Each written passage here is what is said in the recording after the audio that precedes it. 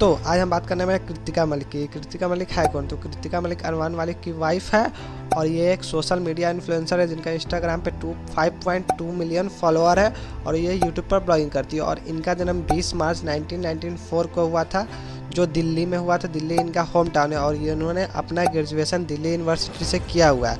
तो बहुत सारे लोग पूछ रहे थे कि कृतिका मलिक प्रेग्नेंट क्यों नहीं हो रही, तो आप उन्हीं से सुने वो प्रेग्नेंट क्यों नहीं हो रही हैं। अभी मैं रिसेंटली कुछ व्लॉग्स के कमेंट पढ़ रही थी और उसमें मैंने पढ़ा कि काफी लोग कमेंट कर रहे हैं कि मैं प्रेग्नेंट हूँ। ऐसा कुछ नहीं है, मैं प्रेग्नेंट नहीं हूँ। मैं प्रेग्नेंट थी, फरवरी में मैं प्रेग्नेंट हुई थी, तो मैंने आप लोगों से इसलिए शेयर नहीं किया था क्योंकि मैंने सोचा कि 3 मंथ्स हो जाए फिर मैं शेयर करूंगी। बट 1 वीक बाद ही ऑटोमेटिकली मेरा मिसकैरेज हो गया और मेरे साथ हैदराबाद में तो आप लोगों को पता है ऐसा हो चुका है ऑलरेडी। मेरा 4 मंथ 6 डेज का मिसकैरेज हो चुका है। इससे पहले भी मेरे साथ ऐसे ही हुआ था। मेरी शादी हुई थी 2018 में और 2019 के अंदर मैं प्रेग्नेंट हुई थी। और जैसे मैं प्रेग्नेंट हुई 4 मंथ्स हुए, 4 मंथ्स होने के बाद सेम प्रॉब्लम मेरे साथ हुई। सेम प्रॉब्लम, मेरा जो वाटर बैग है वो लीक हो गया था। और जब मेरा वाटर बैग लीक हुआ उस टाइम पे 4 मंथ्स 7-8 डेज थे, तो मैं फटाफट डॉक्टर के पास भागी और मैंने दिखाया। मैंने कहा ऐसे ऐसे मेरा वाटर बैग लीक हो गया, क्योंकि मुझे तो उस टाइम पे नॉलेज ही नहीं थी कि वाटर बैग लीक हुआ है। मुझे पता ही नहीं था कुछ भी कि वाटर बैग क्या होता है, लीक क्या होता है, क्योंकि फर्स्ट टाइम प्रेगनेंसी थी। तो जब मैं डॉक्टर के पास गई तो उन्होंने मुझे बताया कि आपका वाटर बैग लीक हो गया और 90% वाटर जा चुका है और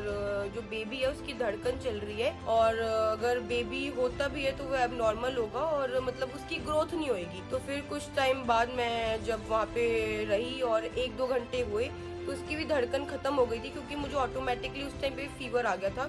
बॉडी शिवर करने लग गई थी, इतनी तेज फीवर आया। फिर मेरा 2018 में, मैं उस टाइम पे दिल्ली में थी, तो तब मेरा मिसकैरेज हुआ और उस टाइम पे मेरी बेबी गर्ल हुई थी। और बहुत ही मुश्किल टाइम था वो टाइम मेरे लिए, बहुत ज्यादा मुश्किल था, क्योंकि फर्स्ट प्रेगनेंसी थी और 4 मंथ्स ऊपर हो चुके थे और बेबी गर्ल हुई थी। फिर मैंने सोचा कि चलो ठीक है, जो हुआ हुआ, मेरा भगवान के आगे नहीं चलती इंसान की, जो हुआ हो गया। फिर 2021 में मैं हैदराबाद में थी और फिर मैं प्रेग्नेंट थी और 2021 में भी मेरे साथ सेम ऐसा हुआ। मेरी जो वाटर बैग है लीक हो गया था और उस टाइम पे मुझे पता चल गया था कि यार मेरा जो वाटर बैग लीक हो गया, क्योंकि सेम मेरे साथ 2019 में भी यही हुआ था जो 21 के अंदर हुआ। तो उस टाइम पे मेरा बेबी बॉय था, तो डॉक्टर ने मुझे फिर यही बोला कि आपका पास क्या था। तो मैंने जब पास बताया तो उन्होंने यही बोला कि जो आपकी ओवरी है वो बहुत ज्यादा कमजोर है और बहुत वीक है, मतलब कि आप कंसीव कर लेते हो बट कंसीव करने में कोई प्रॉब्लम नहीं है, बट उसके बाद जो आपका वाटर बैग है वो लीक हो जाता है। तो इस बार ऐसा हुआ 2022, जैसे कि आप लोगों को पता है, फरवरी में मैं फिर प्रेग्नेंट हुई थी, फिर ऑटोमेटिकली मेरा मिसकैरेज हो गया। तो अभी मैंने जो डॉक्टर से मेरा बात चल रही है वो यही चल रही है कि डॉक्टर मुझे बोल रहे हैं कि आप एक काम करो, ट्रीटमेंट लो, ट्रीटमेंट लेने के बाद आप प्लान करो, फिर कंसीव करो, क्योंकि आपको कंसीव में दिक्कत नहीं है। आपकी ओवरी बहुत ज्यादा कमजोर है, उसकी वजह से वो बच्चा जो है वो बच्चेदानी में ठहरता नहीं है, वो ऑटोमेटिकली आपका मिसकैरेज हो जाता है। और जो मेरा 4 मंथ्स